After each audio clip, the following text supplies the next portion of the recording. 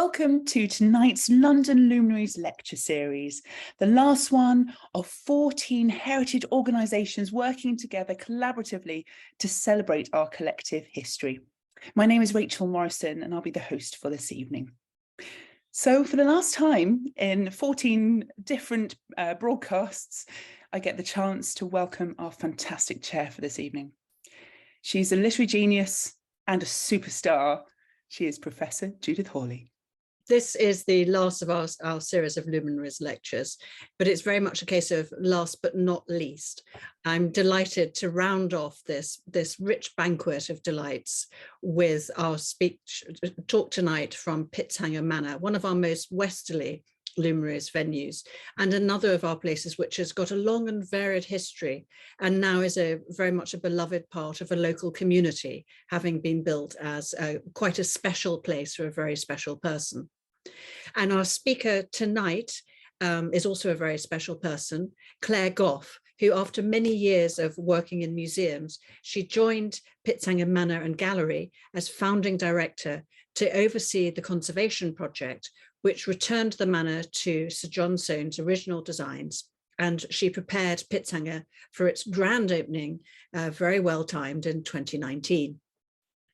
But since we've been able to party again after COVID, Clare has enjoyed entertaining at Pitzhanger using all the reception rooms.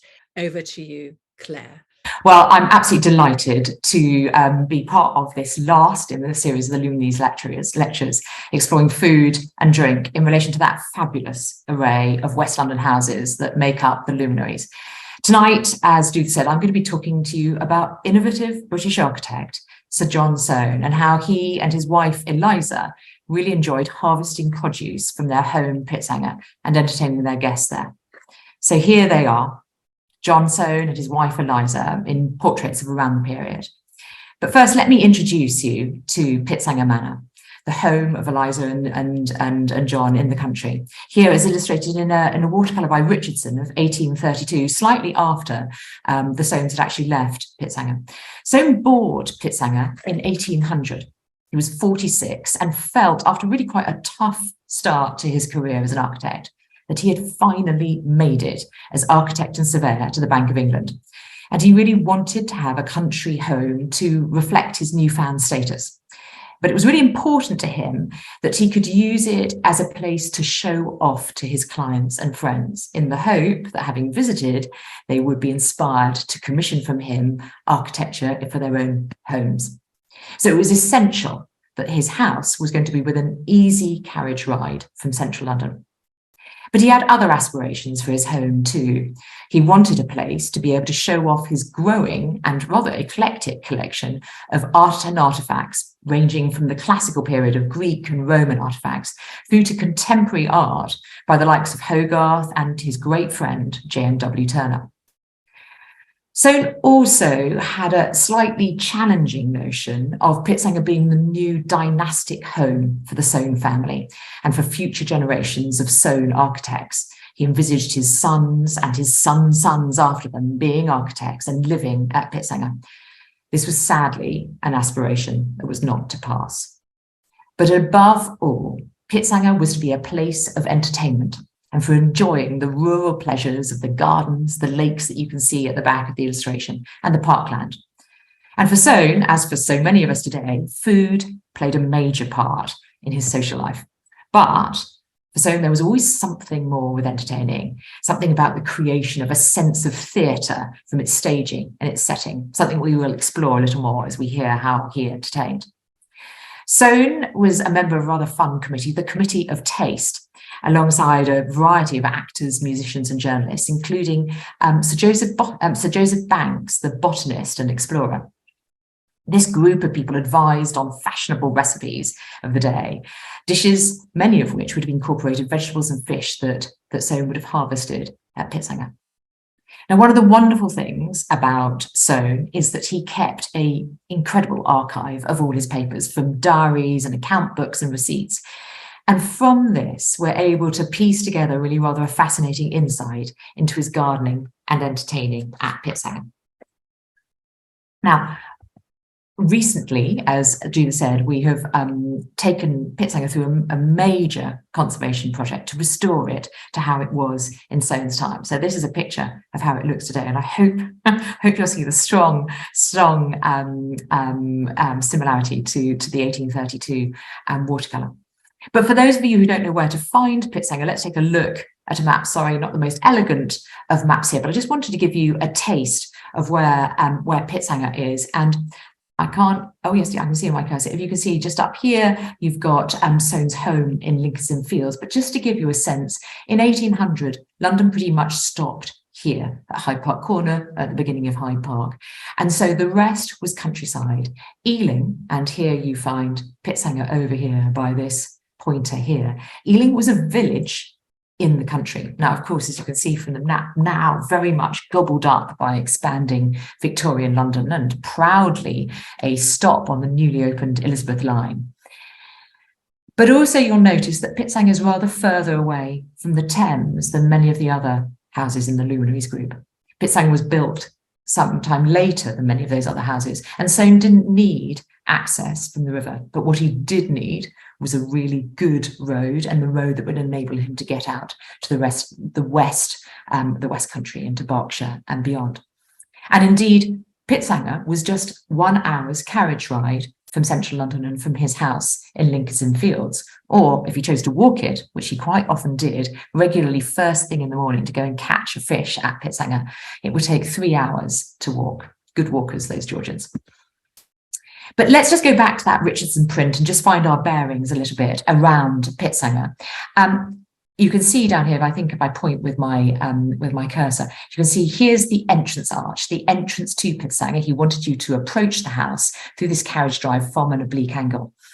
And there is the wonderful cube of the house that Soane built, the villa with its amazing 4 Ionic pillars outside, attached to an element of the house, the old Georgian house that was on the site when he bought it, that he retained, and then joined up by this colonnade to this, which is the kitchen block, of course, separated from the house because of the risk of fire. But then this rather strange and fascinating element on the end of the house, which is a set of Roman ruins, but faux Roman ruins, not authentic Roman ruins. We'll come back to that in a minute.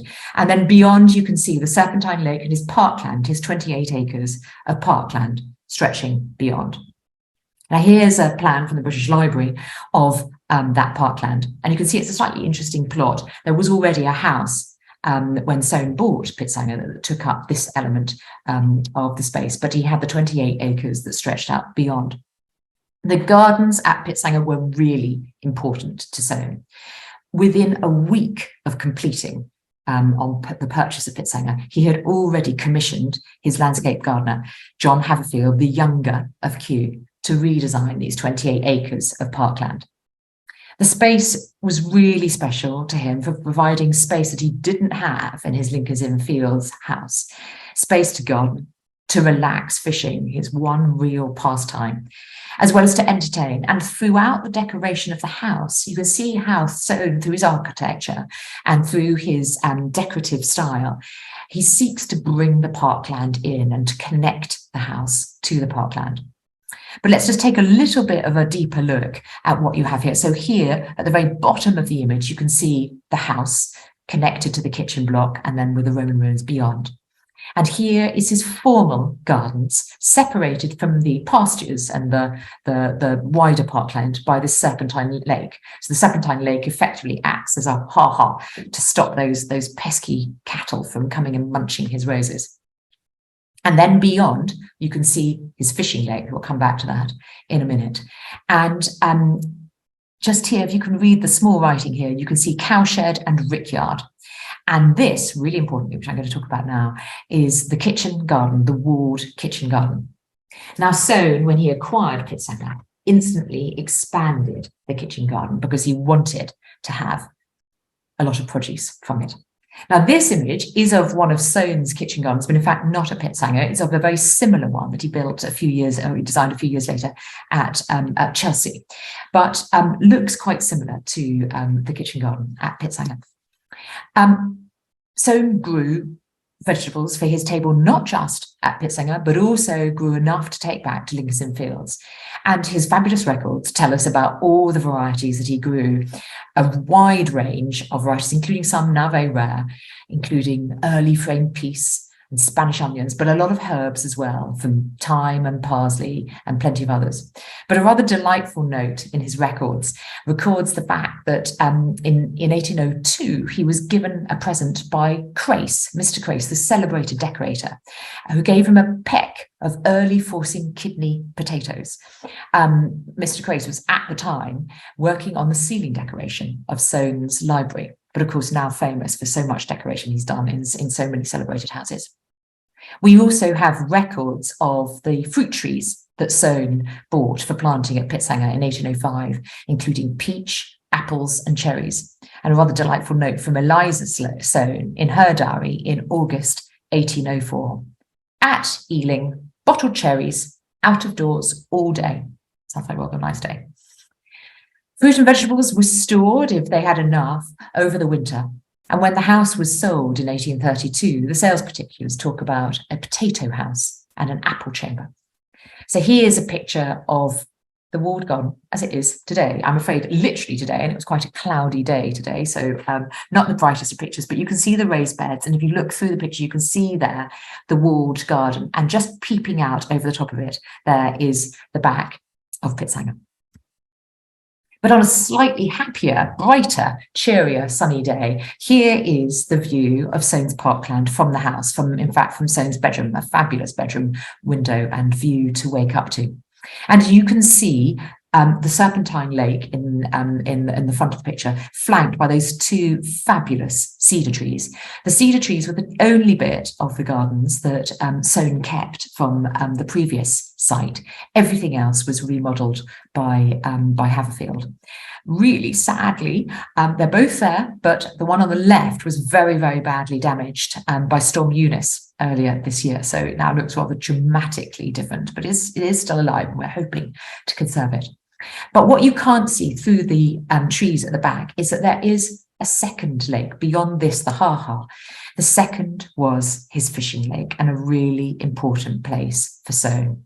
It was, as I said before, one of Soane's very few hobbies, and he loved to fish with company, particularly with his close friend, J.M.W. Turner. They would spend hours there bonding over fishing and discussing crucial topics like the fall of light on a building.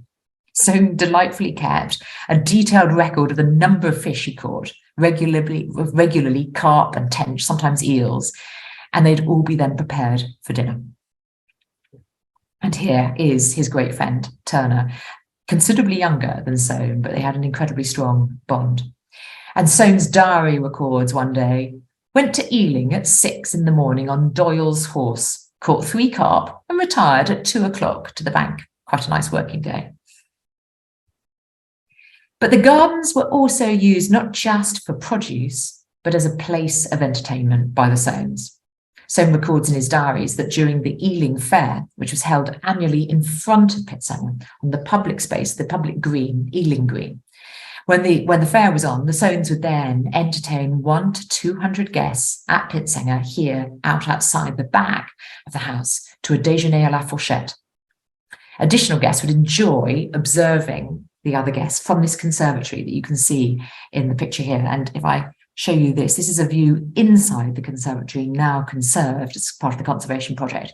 You get that lovely effect of the puddle of blue and yellow light from the stained glass into the conservatory, but a fabulous view from there over the garden. And here you can see guests enjoying the conservatory and being entertained within it. Soane filled his conservatory with what he describes as antique urns, vases, statues and other sculpture, vines and odoriferous plants. All of these were to create a dramatic effect for Soane's visitors, and particularly the impact of a wonderful scent as he walked into the room heated by the sun. He describes in his journals the whole of the effect of the conservatory producing a succession of beautiful effects, particularly when seen by moonlight or when illuminated, and the lawn enriched with company, enjoying the delights of cheerful society. Soane encouraged his guests when they were in his gardens to wander around and explore, and he hoped that they would stumble by accident on his faux Roman ruins. Their discovery, as he described, creating a constant source of intellectual enjoyment. He was very naughty, and he didn't let on that they weren't real and waited for people's reactions to them. He designed the ruins, and here you are, you can see one of his guests stumbling across them. He designed them to look as though they'd been half excavated. But besides major garden parties, the Soanes' other main form of entertainment was to have much smaller, more intimate dinners within the manor for about 11 guests. But setting the scene as the guests arrived was really important to Soane right from the moment of the first approach. This started as you arrived and went through the entrance arch. So here you see the entrance arch to Pitzhanger with the Pitzhanger Manor in the background there. And as you entered, you would see the pineapple that topped the columns of the arch, the pineapple being a symbol of hospitality. The pineapple ice also just happened to be one of Soane's favourite puddings. And of course, the eagle-eyed amongst you will instantly recognise that this column applies Soane's most trademark of designs, the canopy dome, which was many years later in the 1920s an inspiration to Gilbert Scott when he was designing, of course, the telephone box. So Soane was aiming to impress his guests from the moment they approached the house and approached this facade inspired by the Arch of Constantine in Rome.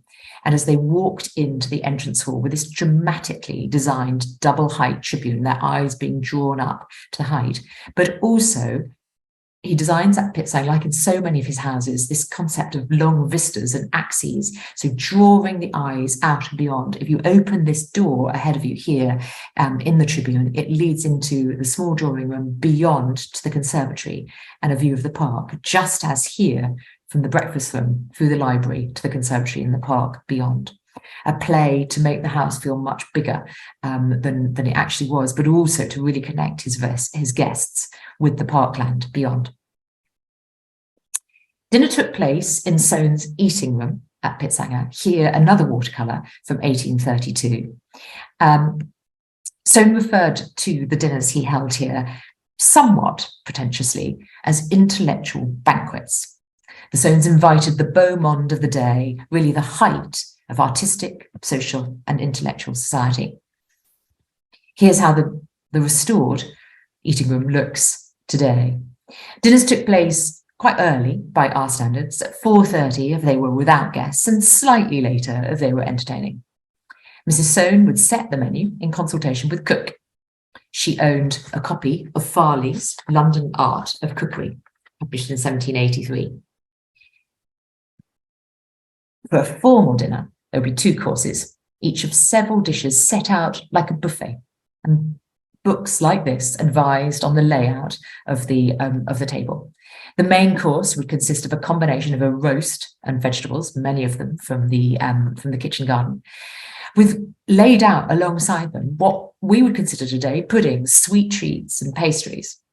And then the dinner would end with dessert, cheese, fruit, nuts, sweetmeats and jellies. Cook would have lots of fun creating rather fantastic dishes modelled on buildings and animals. And there's one record of a rather fabulous sounding desert island with a marzipan figure standing on a bed of candy. So decorated all of the house, but particularly his eating room, with items from his collection that he hoped would stimulate conversation amongst his guests. Some of his best pieces were brought into the eating room. And these are just a couple of the eating room muses. One of them that depicts Ceres, the goddess of the harvest, a very appropriate goddess to have in the eating room. So really enjoyed his wine. But for much of the time that he was at Pitzhanger, 1800 to 1810, French wine was embargoed because of the Napoleonic Wars with France. As a result, he would mainly, while he was eating here, have served wines from Portugal. Interestingly, still referred to as red port wine, but red port wine then was much more of a table wine than the fortified wine we know today. But Soane's great love was for champagne. And one champagne in particular, when he was able to get it, was Ruinart. If I might say, quite a good choice. Of course, I am, obliged to flag that other brands are available. Close male colleagues of male companions of Soane's, particularly Turner, were invited after dinner to join him for a drink down in the Monk's dining room, a room supposedly inhabited by Soane's fantasy monk, or Padre Giovanni, as he referred to him, an idea inspired by Gothic novels of the time. Meanwhile, the ladies would retire upstairs to the upper drawing room, this rather beautiful chinoiserie room, again, newly restored in the conservation project. From their records and their diaries, we do have a sense of the topics of conversation that would have been discussed over dinner. Records of talking about politics, war with France, the abolition of slavery, which is a very hot topic at the time, and of course the latest paintings that were featured in the RA's summer exhibition. But I particularly like this quote from Mrs. Soane when she was talking about the current government's relations with France and the handling of the war with France. Mrs. Soane says to Lady Bridport, "No good will be done until they choose a female parliament, for the males talk so much and do so little, and that little they do so badly." Well, I'll leave it to you to decide whether that is wise advice for our current times. Interestingly, very few of the Soane's guests were invited to stay the night. I rather suspect that Soane was such an ebullient figure that he could be the life and soul of the party one night, but rather crash and burn in the morning, and perhaps not someone that you wanted to see or he wanted to see you over breakfast. There were therefore very few bedrooms at Pitzhanger, really just for the family. But one of the few exceptions to this was JMW Turner, who was a regular visitor, and one summer in 1805 stayed at Pitzhanger every Sunday. So that's a bit of a whistle-stop tour through the Soane's entertaining at Pitzhanger. With very great regret, Soane and his wife moved out of Pitzhanger in 1810 when their family life completely fell apart and they fell out completely with their sons. Soane moved back to his house in Lincoln's Inn Fields, which he then expanded, and took all of the collection that he had acquired for Pitzhanger to the Soane houses, which you can now see in what is now the Soane Museum. But Soane never stopped thinking about Pitzhanger as his dream country home and continued to commission portraits of it for many years to come, including those Richardson's images that we've looked at this evening. Pitzhanger continued to be a home for 90 years for a succession of private families, all of whom would have used it for entertaining, until in 1900 it was sold to Ealing Council, making the house the local library and the gardens and surrounding parkland a fabulous local amenity, the local park now known as Walpole Park. But at Pitzhanger, we continue to try to make the very best use of the garden, grounds and house in a way we hope that Soane would approve. Today, we've built a fabulous cafe in the walled garden, Soane's Kitchen. We've had our trials and tribulations as it had to close because of COVID and our operator couldn't carry on after that, but we have reopened and are looking forward to better times to come. We're also trying to rebuild the use of the raised beds in the kitchen garden and setting up an outreach programme with local schools where the children will grow their own vegetables and herbs there. And we've reintroduced bees into the parkland and sell our own Pitzhanger honey in our shops. And one of the things we really aspire to do at Pitzhanger is to make it more and more the hub of our community, a place where community events are celebrated and community memories forged. And here, this rather wonderful picture is of just earlier this year. You can recognise from the beacon that's been lit. This is celebrating the Queen's Jubilee with the lighting of the beacon in June of this year. So that is celebrating and entertaining at Pitzhanger. We very much hope you will come and visit. Thank you so much, Claire. That was an amazing, more than a whistle-stop tour. It was I felt as if I was being led by Sir John Soane himself and stumbling across things that he hadn't pointed out.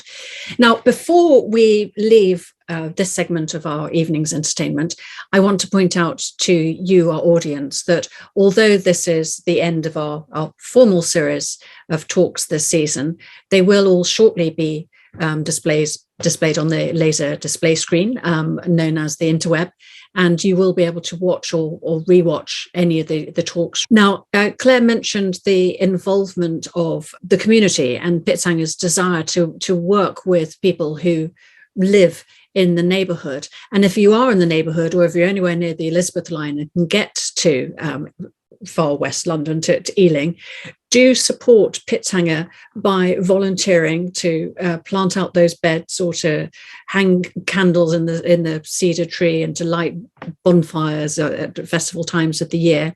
Do support Pitzhanger with your time, or if you can't with your time, with your money. Thank you so much, Claire.